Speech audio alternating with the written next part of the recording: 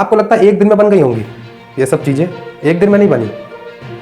इसको बनाने के लिए वर्षों मेहनत करी गई और इस मेहनत करने में भी कई बार असफलताएं भी मिली, फेलियर्स भी मिली। ऐसा नहीं कि मेहनत करी तो सफलता ही मिल गई पहली बार में, नहीं। जितने भी प्रयोग हुए, जितने भी एक्सपेरिमेंट्स हुए, जितने भी साइंटिस्ट ने एक्सपेरिमेंट किए थे, उन्होंने मेहनत बहुत करी पर फेलियर उनको भी मिला। अब वो ये सोचते कि मैं मेहनत कर रहा हूँ और फेलियर मिल रहा है, छोड़ देता हूँ यहीं पे। अगर वो वहाँ पे छोड़ देते तो आप इन सब चीज़ों का भोग कर पाते कभी भी? सफलताएं एंड विफलताएं, सक्सेस एंड फेलियर, ये कोई परमानेंट चीज नहीं है कि हमेशा रहेगी। This is the temporary facts. ये एक टेम्परेरी फैक्ट कि कोई व्यक्ति ऐसा नहीं कि जो कोई सफलता पा रहा है तो हमेशा सफलता ही पाएगा, कोई अगर व्यक्ति फेल हो रहा है तो हमेशा यार वो फेल ही होता रहेगा, ऐसा नहीं होता। ये टेम्परेरी है। अगर सक्सेस है तो फेलियर भी है, और अगर फेलियर है तो सक्सेस भी है। ऐसा नहीं होता कि हम अगर सक्सेस पा रहे हैं तो हमें ये भूल जाना चाहिए कि हम कभी फेल नहीं हो सकते, या हम कभी फेल हो रहे हैं, लगातार फेल हो रहे हैं तो हमें ये नहीं भूलना चाहिए कि हम कभी भी सक्सेस पा सकते हैं। दोनों ही चीजें, दोनों हमारे साथ चलती हैं। कहते हैं ना, सफलता और विफलताएं, मतलब सक्सेस एंड फेलियर, दोनों ही चीजें हमेशा हमारे साथ रहती हैं। डिपेंड करता है हम काम कैसा करते हैं, ये हमारे काम पे डिपेंड करते हैं। साथ हमारे दोनों ही चीजें होती हैं। हम ऐसा काम करेंगे जो हमको फेलियर की तरफ ले जा रहा होगा तो हम फेलियर पाएंगे। अगर हम ऐसा काम करेंगे जो हमको सक्सेस की ओर ले जा रहा होगा तो हम सक्सेस पाएंगे। डिपेंड करता है आपके काम की ओर। जो भी इंसान फेल हुआ है वो ये ना भूले कि वो कब सक्सेस पा सकता है, और जो इंसान सक्सेस पा चुका है उसे ये नहीं भूलना चाहिए कि वो फेल भी हो सकता है अगर वो वैसा काम करता है तो। अच्छा, एक बात पता है, जितने भी वैज्ञानिक अनुसंधान हुए ना, जितने भी एक्सपेरिमेंट्स हुए, लाइक आप दे लीजिए, इतनी गर्मी में आपने फ्रिज खोला, ठंडा पानी निकाला, पिया। बाइक का एक एक्सीलेटर घुमाया, क्लच मारा, बाइक दौड़ पड़ी। गर्मी के मौसम में आप ठंडी ठंडी हवा ले रहे हैं, ठंडी ठंडी हवा। एक बार मशीन का स्विच घुमाया, कपड़े धो के बाहर। ये सब चीजें आपको लगता है एक दिन में बन गई होंगी? ये सब चीजें एक दिन में नहीं बनी। इसको बनाने के लिए वर्षों मेहनत करी गई और इस मेहनत करने में भी कई बार असफलताएं भी मिली, फेलियर्स भी मिली। ऐसा नहीं कि मेहनत करी तो सफलता ही मिल गई पहली बार में, नहीं। जितने भी प्रयोग हुए, जितने भी एक्सपेरिमेंट्स हुए, जितने भी साइंटिस्ट ने एक्सपेरिमेंट किए थे, उन्होंने मेहनत बहुत करी पर फेलियर उनको भी मिला। अब वो ये सोचते कि मैं मेहनत कर रहा हूं और फेलियर मिल रहा है, छोड़ देता हूं यहीं पे। अगर वो वहां पे छोड़ देते तो आप इन सब चीजों का भोग कर पाते कभी भी? उन्होंने लगातार मेहनत करते रहे, लगे रहे, भले ही फेलियर आई पर वो लगे रहे और सफलता का इंतजार किया कि नहीं, एक दिन जरूर सफल होऊंगा।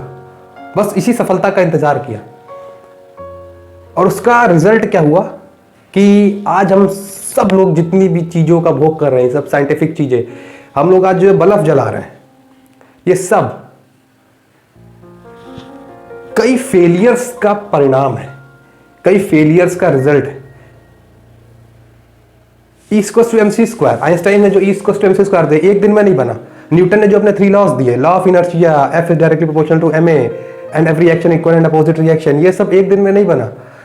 बहुत फेलियर देखी, बहुत असफलताएं देखी, पर सिर्फ क्या था, वो लगे रहे थे और सफलता का इंतजार किया था कि नहीं, मैं सही काम कर रहा हूं और आज नहीं तो कल तो सफलता मिलेगी। और उस सोच ने उनको एक सफलता दिलाई। अच्छा, आपको पता है, धैर्य के साथ जो, मतलब पेशेंस के साथ जो फैसले किए जाते हैं, मतलब पेशेंस के साथ जो निर्णय लिए जाते हैं, उनमें कितनी ताकत होती है आपको पता है? एक बहुत सुंदर स्टोरी है, मतलब स्वामी विवेकानंद जी की एक बहुत भी, उनके साथ एक किस्सा हुआ था। उस किस्से से आप समझ सकते हैं कि जो पेशेंस के साथ जो निर्णय लिए जाते हैं, जो पेशेंस के साथ फैसले लिए जाते हैं, उन फैसलों में कितनी ताकत होती है। एक बार क्या हुआ, स्वामी विवेकानंद जी, हम सबको पता है, बहुत ही धैर्यवान, बहुत ही संयम रखते थे और बहुत ही तेज बुद्धि वाले थे। तो एक बार उनके एक मित्र ने उनकी बौद्धिक क्षमता को टेस्ट करने के बारे में सोचा कि लाओ इनकी देखते हैं कि ये कितने धैर्यवान है, कितना संयम है इनके अंदर, देखते हैं। सब लोग कहते हैं कि ये बहुत इनके अंदर संयम है, देख लेता हूं मैं भी आज कितना संयम है। उन्होंने उनके मित्र ने उनका टेस्ट लेने के बारे में सोचा कि चलते हैं इनका, चलो एक टेस्ट लेते, देखते हैं कि इनके अंदर कितना धैर्य है। तो उनके मित्र ने स्वामी विवेकानंद जी को घर पे बुलाया, अपने घर पे बुलाया खाने के लिए। और एक्चुअली में खाने के लिए नहीं बुलाया था, वो उसी के लिए बुलाया था, चेक करने के लिए, उनका टेस्ट लेने के लिए। तो वहाँ पे उसने क्या किया, हालांकि हम सबको पता है स्वामी विवेकानंद जी एक सन्यासी व्यक्ति थे, उनका गीता से बहुत लगाव था। तो उसने क्या किया, उसने कई सारे ऑथर्स की किताबें रखी, मतलब कई सारे राइटर्स की किताबें रखी, और उनमें सबसे नीचे क्या किया, सबसे नीचे गीता को रख दिया। अब उसको पता था कि स्वामी विवेकानंद जी जैसे ये देखेंगे उनको गुस्सा आएगा, और तब मैं कह दूंगा कि एक्चुअली में ये धैर्यवान नहीं है। इतनी सी चीज देख के इनको गुस्सा आ गया। लेकिन स्वामी विवेकानंद जी भी कोई ऐसे वैसे तो इंसान थे नहीं, वो भी जानते थे सब चीजें।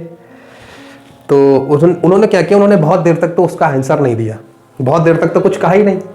तो जब हम कोई इंसान सामने वाला कुछ चाह रहा होता कि कुछ बोले और वो इंसान कुछ बोलता नहीं, तो सामने वाले के अंदर कुछ ना कुछ एक गुस्सा आता है कि यार बोल तो दे कुछ, इतनी मेहनत करी है, इतने सारे लॉयर्स की किताबें लाया हूँ, इकट्ठा करी है, फिर नीचे लगाई, कुछ तो रिएक्शन दो।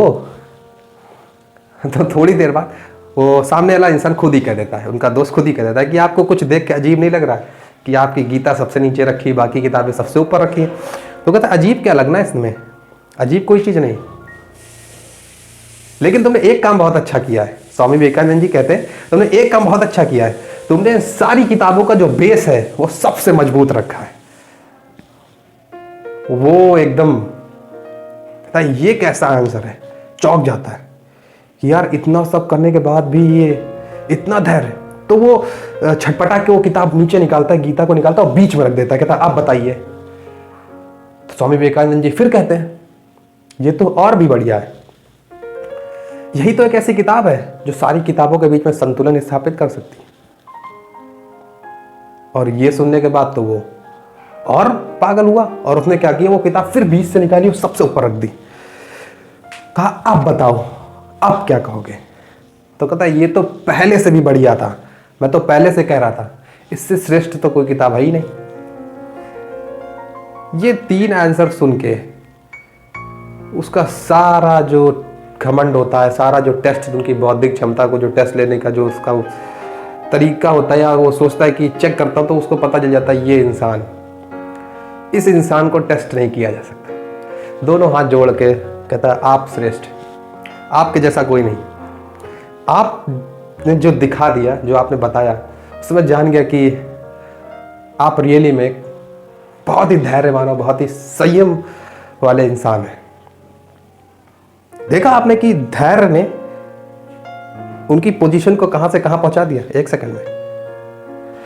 यही है आप पेशेंस जो होता है ना, पेशेंस जब हम लोग रखते हैं तब हम लोग अपने दिमाग को पूरा यूज कर सकते हैं। अपने दिमाग को पूरा यूज करने की ताकत हमारे पास तब होती है जब हम पेशेंस रखते हैं, हमारे पास धैर्य होता है। अगर हम लोग धैर्य नहीं रखते तो हम लोग अपने दिमाग को पूरा यूज भी नहीं कर सकते। तो हम लोग को लगातार सफलता पाने के लिए, मतलब सक्सेस पाने के लिए लगातार क्या करना होता है, पेशेंस रखना होता है। क्योंकि जहां पे भी आप पेशेंस खोते हैं वहां पे आप कुछ भी कहने लगते हैं, और जिससे बात बिगड़ती है, और आपको कुछ ऐसा देखने को मिलता है जो शायद आप नहीं देखना चाहते। ऐसा होता है, आप उसको कुछ ऐसा देखने को मिलता है, आप जब भी अपना पेशेंस होते तो कुछ ना कुछ अपना बिगाड़ते हैं। ठीक, पेशेंस को दिन रात मजबूत करने के बारे में सोचना चाहिए कि कैसे हम अपने धैर्य को मजबूत कर सकते हैं, या हर सिचुएशन में पेशेंस के साथ कैसे फैसले लेते हैं।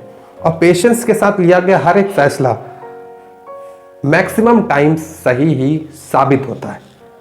आप ट्राई करके देख लीजिएगा कि एक निर्णय आप गुस्से में लीजिए या एकदम बिल्कुल कोई होश में नहीं हो, आप कोई भी फैसला ले लीजिए, वो फैसला और आप एक फैसला सोच समझ के पेशेंस के साथ वो फैसला लेते हैं, दोनों ही फैसलों में जमीन आसमान का अंतर होगा। खुद भी ट्राई कर सकते हैं।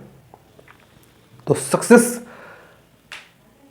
का सबसे जो बेसिक कारण होता है वो होता है आपके निर्णय लेने की क्षमता, आपका धैर्य, आपका पेशेंस, कि आपका पेशेंस कैसा है, आप धैर्य रख पाते हैं सिचुएशन में कि नहीं। और ये जो धैर्य होता है ना, पेशेंस, अगर आपको पेशेंस में आप रहते हैं तो आप हर सिचुएशन का बहुत ही आसानी से सामना कर सकते हैं। लाइक स्वामी विवेकानंद जी की तरह। वहां पे जब वो गीता को नीचे देखते तो उनको बहुत गुस्सा आता, एक साधारण इंसान होता तो उसको गुस्सा आता और वो कुछ ना कुछ गलत बात कहता, जिससे सिचुएशन बिगड़ती और सिचुएशन आउट ऑफ कंट्रोल भी हो सकती थी। पर वहां पे उन्होंने एक पेशेंस दिखाया, उन्होंने उसको उसकी भाषा में जवाब दिया, जिससे सिचुएशन बिगड़ने के बजाय वो व्यक्ति खुद उनका मुरीद हो गया। तो ये चीज होती है कि हमेशा पेशेंस खोना नहीं चाहिए।